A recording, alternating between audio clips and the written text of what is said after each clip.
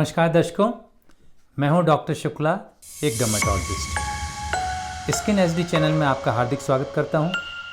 आज मैं आपको बताऊंगा कि मानसून के सीज़न यानी बरसात के अंदर स्किन की कौन कौन सी बीमारियां बढ़ जाती हैं या बीमारियां होती हैं और उनसे हमें कैसे बचाव करना चाहिए।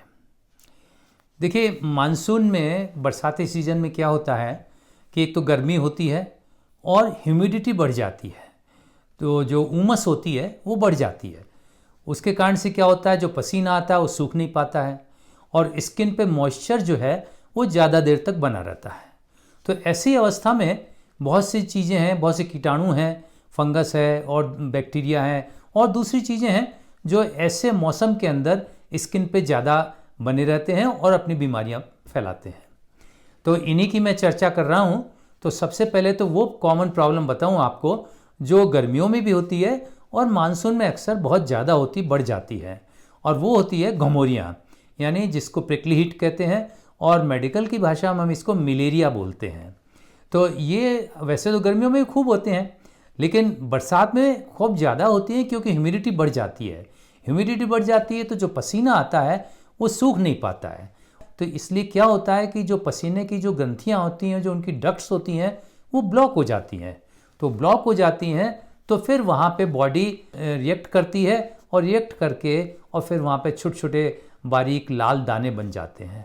तो बहुत सारे लाल दाने बन जाते हैं, आपके चेस्ट पे बनते हैं, बैक पे बनते हैं, या जो स्किन के फोल्ड्स हैं जहाँ स्किन आपस में मिली हुई होती है, जैसे आपके अंडर आर्म्स हैं, ग्रोइंस हैं, आपके ब्रेस्ट फोल्ड हैं। तो यहाँ पे जहाँ भी स्किन फोल्ड्स होते हैं और जहाँ से पसीना उड़ नहीं पाता है, वहाँ पर ये आपके घुमौरियाँ बन जाती हैं। ये लाल रंग के बहुत बारीक बारीक छोटे दाने होते हैं और इनमें खूब जलन होती है, खुजली आती है और बाद में कभी कभी इनमें बड़े दाने भी कुछ बन जाते हैं। और अगर आप इनमें खुजली करोगे ज़्यादा तो उसमें इन्फेक्शन भी चला जा सकता है और कहीं पे पस भी पड़ सकता है। तो ये घुमौरियाँ वैसे अपने आप ठीक हो जाती हैं, कोई ज़रूरत नहीं पड़ती इसमें कुछ करने की। लेकिन अक्सर लोग बाज़ार में भी बहुत मिलते हैं, ऐड भी बहुत आते हैं कि घमौरियों के लिए पाउडर छिड़कते हैं, कोई कूल पाउडर, ठंडा पाउडर, और इस तरह से करके अनेक तरह के पाउडर आते हैं जो घमौरियों पर डाल लेते हैं। लेकिन वो डालना सही नहीं है, क्योंकि घमौरियों में अगर आप ये पाउडर डालेंगे तो जो स्वेट डक्ट्स हैं जो और ब्लॉक हो जाएंगी तो और आपके घमौरियाँ नई पैदा निकलेंगी। तो बेस्ट ऑप्शन इसके लिए क्या है कि आप ये पाउडर वगैरह यूज़ नहीं करें, इसकी बजाय कैलामाइन लोशन आता है, तो कैलामाइन लोशन आप लगा लीजिए। और सबसे बढ़िया बात क्या है कि आपको कैसे बचाना है इन घमौरियों से, कैसे ठीक करना है कि आप एक तो ठंडक में चले जाइए। तो जैसे जहाँ पसीना आ रहा है उसके बाद आप पंखे के नीचे चले जाइए, या एसी अगर घर में है तो एसी में चले जाइए, तो उससे आपके घमौरियों में बड़ा फ़ायदा मिलता है। या ठंडा पानी लगा लीजिए या ठंडे पानी से नहा लीजिए। इन सब चीज़ों को आप ध्यान रखेंगे और फिर कैलामाइन लगा लीजिए। अगर ज़्यादा खुजली वगैरह आ रही है तो फिर एंटीहिस्टामिन्स की गोलियां हैं वो लेनी पड़ सकती हैं।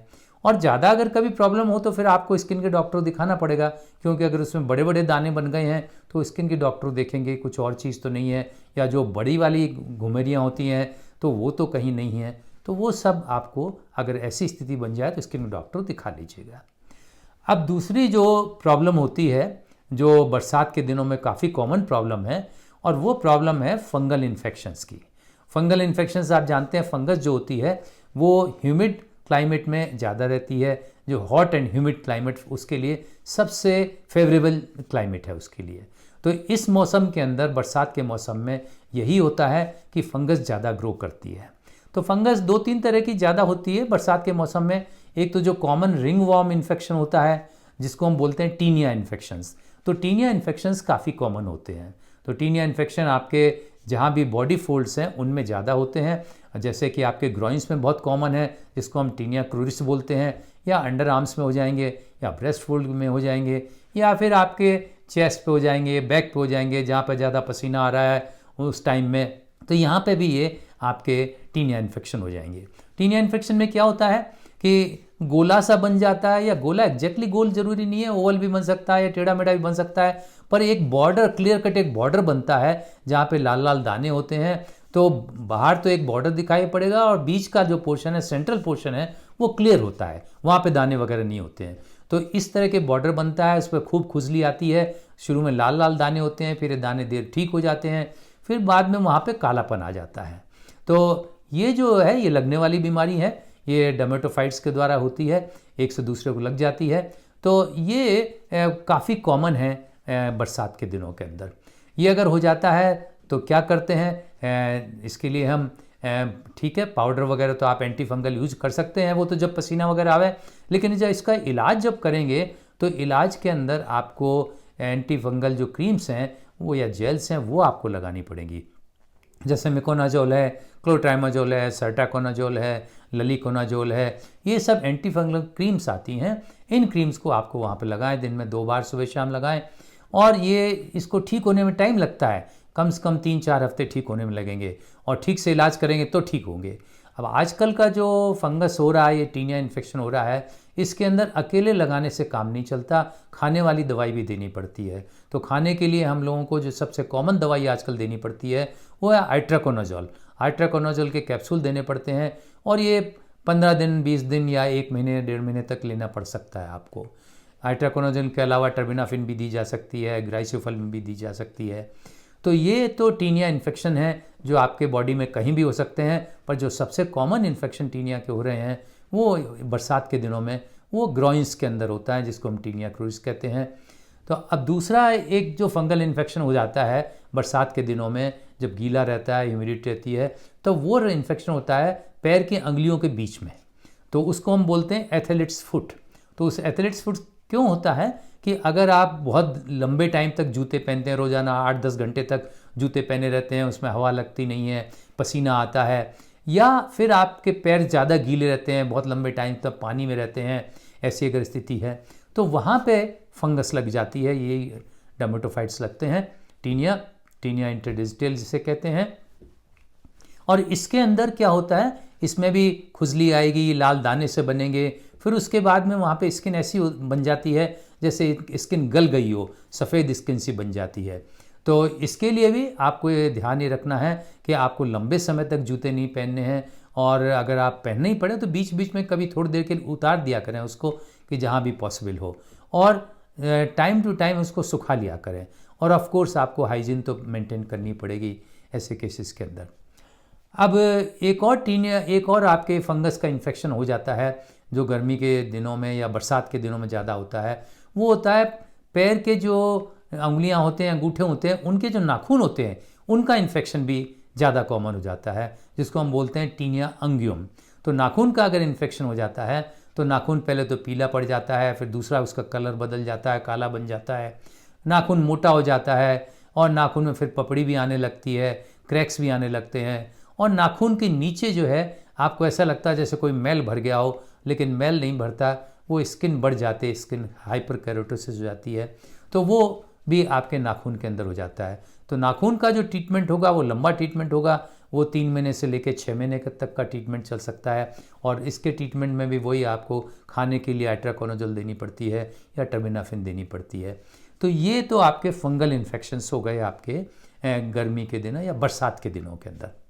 इन इन्फेक्शन के अलावा जो बैक्टीरियल इन्फेक्शंस होते हैं वो भी काफ़ी कॉमन हो जाते हैं, और वो कब कॉमन होते हैं कि वो जब गर्मी होती है, पसीना ज़्यादा आता है, तो ह्यूमिडिटी ज़्यादा होती है, तो क्या बैक्टीरिया आराम से स्किन के अंदर प्रवेश कर जाते हैं, या तो जो बालों के जो छिद्र हैं उनके थ्रू प्रवेश कर जाते हैं, या कहीं स्क्रैच आ जाता है, चोट लग जाती है, उसके थ्रू प्रवेश कर जाते हैं, और करने के बाद में फिर वहाँ पे इन्फेक्शन के रूप में पहले छोटा सा लाल दाना बनता है, फिर उसमें दर्द होता है, जलन होती है, दाना बड़ा होता है, उसमें पस भी पड़ जाता है, वो फूट जाता है, फिर उसमें पपड़ी बन जाती है, और बाद में हल्का सा काला निशान रह जाता है जो बाद में ठीक हो जाता है। ये बच्चों में काफ़ी कॉमन है, और इस मौसम में लोग ये फोड़े फुंसी होते रहते हैं बच्चों में, तो लोग ये अक्सर कह देते हैं कि तो आम खाने से फुंसियाँ निकलती हैं, क्योंकि इस मौसम में आम भी खूब खाए जाते हैं, तो अक्सर लोग कह देते हैं कि जो फोड़े फुंसी हो गए आम के कारण से हो गए, लेकिन आम के कारण से कोई फोड़े फुंसी नहीं निकलते। आम तो अच्छी चीज़ है, उसके अंदर बहुत अच्छे गुण हैं, बहुत अच्छे न्यूट्रिएंट्स हैं, पर ये जो आपके फोड़े फुंसी होते हैं उसका कारण ये ह्यूमिडिटी है, और ह्यूमिडिटी और जो आपके हॉट क्लाइमेट है, और उससे बैक्टीरिया अंदर चले जाते हैं। तो अगर बैक्टीरियल इन्फेक्शन हो जाते हैं तो उसके लिए साफ़ सफाई तो आपको रखनी पड़ेगी। इसके अलावा आपको एंटीबैक्टीरियल क्रीम्स लगानी पड़ेंगी, और क्रीम से ठीक हो जाएगा तो अच्छी बात है। और अगर ठीक नहीं होता है, ज़्यादा बड़े फोड़े फुंसी हो गए हैं, तो उस केस में आपको खाने के लिए एंटीबायोटिक्स भी लेनी पड़ेंगी। बैक्टीरियल इन्फेक्शन के और फंगल इन्फेक्शन के अलावा स्केबीज जो है, स्केबीज जो जानते हैं आप, खुजली की बीमारी स्केबीज है, जो एक तरह के माइट से होती है, कीटाणु होता है या कीड़ा कह लीजिए उसको, बहुत बारीक कीड़ा, सार्कोप्टेस स्केबियाई, वो भी कॉमन होता है। वो तो वैसे तो कभी भी स्केबीज किसी को हो सकती है, और ये लगने वाली बीमारी है, एक से दूसरे को लग जाती है। इस बीमारी में पूरे बदन पे खुजली आती है, मुंह छोड़ के, मुंह पे नहीं आती है, और बहुत तेज़ खुजली आती है, और ये खुजली रात को ज़्यादा हो जाती है। इस खुजली के अलावा पूरे बदन के अंदर आपको लाल लाल छोटे छोटे दाने दिखाई पड़ेंगे, और ये दाने खासकर आपके अंगुलियों के बीच में दिखाई पड़ेंगे, या जो आपके थाइज हैं वहाँ पे दिखाई पड़ेंगे, या जो आपके रिस्ट है वहाँ पे दिखाई पड़ेंगे। तो ये दाने बॉडी एक तरह से रिएक्ट करती है उस सार्कोप्टेस स्केबियाई जो माइट होता है उसके अगेंस्ट में रिएक्शन होता है, इसलिए दाने बन जाते हैं। तो ये जो बीमारी है स्केबीज की, इस बीमारी को ठीक करने के लिए ध्यान ये रखना पड़ता है कि एक तो सब घर का इलाज करना पड़ता है जिन जिन को ये बीमारी होती है, और लगाने के लिए इसके परमेथ्रिन नाम की दवाई आती है, 5% परमेथ्रिन, उसको पूरी बॉडी पे लगाना पड़ता है, गर्दन से नीचे नीचे सब जगह। केवल 3 बार दवाई लगाने से ये बीमारी बिल्कुल ठीक हो जाती है। और दूसरा ध्यान ये रखना पड़ता है कि घर में और किसी को है उसका भी इलाज इसी तरह से सबका एक साथ करना पड़ता है। इन बीमारियों के अलावा बरसात के मौसम में अगर आपको पिंपल्स हैं, कि एक्नी है, तो वो भी ज़्यादा निकलती है, क्योंकि वो भी जब पसीना ज़्यादा आता है, ह्यूमिडिटी होती है, तो वहाँ पे जो आपके ऑयल जो है वो ऑयल ज़्यादा बनने लगता है। ऑयल ज़्यादा बनता है तो छेद ब्लॉक हो जाते हैं, ब्लॉक हो जाते हैं वो दाने बन जाते हैं, वही पिंपल्स बनते हैं। तो ये भी थोड़े बरसात के दिनों में पिंपल ज़्यादा हो जाते हैं। एक्जिमा भी ज़्यादा हो जाता है, क्योंकि स्किन ड्राई हो जाती है, ड्राई स्किन, रूखापन जब आ जाता है तो और खुजली पैदा करती है, खुजली पैदा होती है और एक्जिमा बढ़ जाता है। इन सब के साथ साथ एक और बीमारी के बारे में मैं आपको बताना चाहूँगा जो भी काफ़ी कॉमन है, और वो है कीड़े काटने से। और कीड़े मकोड़े जो बहुत होते हैं बरसात के दिनों में, आप जानते हैं लाइट जलती है तब भी बहुत सारे पतंगे आते रहते हैं, इसी तरह से बाहर भी आपको बहुत कीड़े मकोड़े तरह तरह के आते हैं इन दिनों के अंदर। तो एक कीड़ा होता है जिसको बोलते हैं ब्लिस्टर बीटल, ब्लिस्टर बीटल कहते हैं इसको, हम आम भाषा में फाला मास्टर भी बोलते हैं, क्योंकि फफोले बनाता है इसलिए इसको फाला मास्टर भी कह देते हैं इसको। तो एक्चुअली इसका नाम होता है पिड्रा होता है, यह अंग्रेजी नाम या जो टेक्निकल नाम है वो पिड्रा है। तो ये जो पिड्रा है इससे बड़े प्रॉब्लम्स हो जाती हैं बरसात के दिनों में, बाकी दिनों में ये नहीं होता है।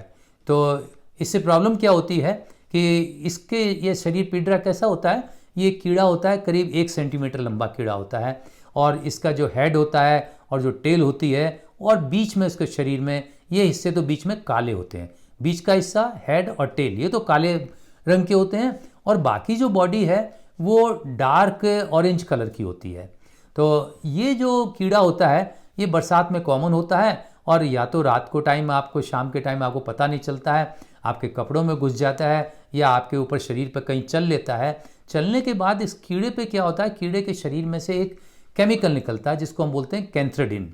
तो कैंथ्रेडिन जब स्किन में लग जाता है, उसके कांटेक्ट आने से स्किन में आपके छाले पड़ जाते हैं, क्योंकि कैंथ्रेडिन स्किन के लिए बड़ा नुकसानदायक होता है, स्किन के सेल्स को ब्रेक कर देता है। तो इसलिए जो कैंथ्रेडिन होता है उससे छाले पड़ते हैं। तो ये जब जो कीड़ा आपके कहीं लग गया तो आप रात को सो गए, पता चला नहीं आपको, और सुबह जब उठते हैं तो आपको दिखाई पड़ता है कि आपके गर्दन में या चेस्ट पे या हाथ पैरों में कहीं भी लाल लाल से दाने से हो गए हैं, वहाँ पे जलन आ रही है और वहाँ पे खुजली भी आ रही है, और 2, 4, 6 घंटे बाद वहाँ पे छाले भी पड़ जाते हैं। छाले, छोटे छोटे छाले पड़ जाते हैं। छाले एक लाइन के अंदर पड़े दिखाई पड़ सकते हैं आपको, या बिना लाइन के भी आसपास एक घेरे में भी दिखाई पड़ सकते हैं। और छाले कई दफ़े ऐसे कंफ्यूज कर जाते हैं लोग बाग कि चूँकि लाइन में लगते हैं तो ऐसा नहीं हो कि कहीं ये हर्पीस की बीमारी हो, लेकिन हर्पीस की बीमारी नहीं है, ये अलग बीमारी होती है। और ये क्या होता है कि इसका जो ये केमिकल एक जगह लग गया तो ये दूसरी जगह लग जाता है, तो वहाँ भी इसी तरह छाले हो जाते हैं। तो इसलिए मान लो आपके कोहनी में आपके लग गया, कोहनी के अंदर के हिस्से में, तो एक साइड में लगा और आप अपना हाथ मोड़ते हैं तो स्किन की जो दूसरी साइड वो टच होती है, तो उसको हम कह सकते हैं किसिंग एरिया। तो वो टच होती है वहाँ पे भी वो कैंथ्रेडिन लग गया तो वहाँ भी छाले बन जाते हैं। तो ये जो बीमारी है इससे बहुत लोग परेशान रहते हैं इस बरसात के मौसम में, और ये छाले ठीक हो जाते हैं, सब 2-3 हफ्ते का टाइम लगाते हैं, लेकिन इसमें जलन होती है, इसमें खुजली आती है, और ठीक होने के बाद में फिर थोड़ा कालापन रह जाता है जो कुछ दिनों में जाके ठीक हो जाता है। इसके ट्रीटमेंट के लिए हमें स्टेरॉइड्स की क्रीम लगानी पड़ती हैं, और स्टेरॉइड की क्रीम लगाने के अलावा एंटीहिस्टामिन जो है खुजली की दवाइयाँ वो भी देनी पड़ती हैं। तो ये तो सब कुछ बीमारियां हो गई कि जो बरसात के दिनों में स्किन की बीमारियां जो कॉमन हैं। अब मैं आपको बताता हूं कि इनसे अपन बचें कैसे, आपको क्या सावधानियां रखनी है बरसात के मौसम में। बरसात के मौसम में आपको एक तो ये ध्यान रखना है कि चूंकि पसीना बहुत आता है तो पसीने को आपको पोंछने का बराबर इंतजाम करना है, गर्मी से आपको बचना है। आप जितना कोशिश करें कि आपको गर्मी में धूप में नहीं जाना पड़े, ठंडक में रहें, पंखे में रहें, एसी के अंदर रहें, तो आपको इन चीज़ों से, पसीने से अगर आप बचेंगे तो इन सब बीमारियों से बचने में आपको मदद मिलेगी। दूसरा आपको ध्यान रखना, अपनी पर्सनल हाइजीन जो है उसको अच्छा रखना है। पर्सनल हाइजीन में यह है कि आपको नहाना है, बरसात के गर्मी के दिनों आप दिन में 2-3 बार भी नहा सकते हैं, ठंडक में रहना है, आपको अच्छे साबुन से नहाना है आपको। और जब भी आपको कहीं लगे कि भाई आपके मैल आ गया, कहीं मिट्टी आ गई, कहीं बाहर धूल धड़के में से आके आए हैं, तो फिर आप नहा सकते हैं अब दोबारा। और फिर आपको कपड़ों का ध्यान रखना है। कपड़े अक्सर लोग आजकल टाइट पहनते हैं, उन टाइट जैसे जीन्स वगैरह होती हैं, टाइट कपड़े आपको बरसात के दिनों में नहीं पहनने चाहिए, गर्मी में नहीं पहनने चाहिए, क्योंकि उनसे आपको एक तो हवा नहीं लग पाती है, और दूसरे हवा नहीं लग, आपके स्किन के कांटेक्ट में ज़्यादा रहेंगे टाइट कपड़े, रगड़ खाएंगे तो उससे और ज़्यादा आपके बीमारियां बढ़ने के चांसेस हो जाते हैं।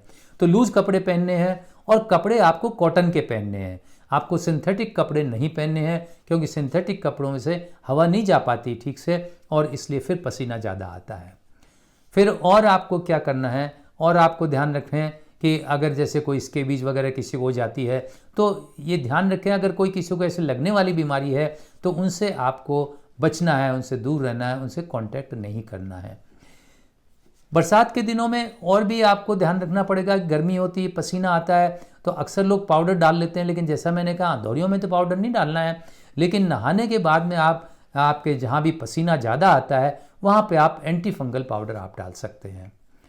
तो इन सब चीज़ों पे आप ध्यान देंगे, इनके आप बचत करेंगे, तो आपकी ये बरसाती बीमारियों से आपको मुक्ति मिल सकती है। तो आज के लिए बस इतना ही, अगली बार फिर किसी नए टॉपिक के साथ आपके सामने उपस्थित होऊंगा। तब तक के लिए आपसे इजाज़त चाहता हूँ। वीडियो देखने के लिए आपका बहुत बहुत धन्यवाद।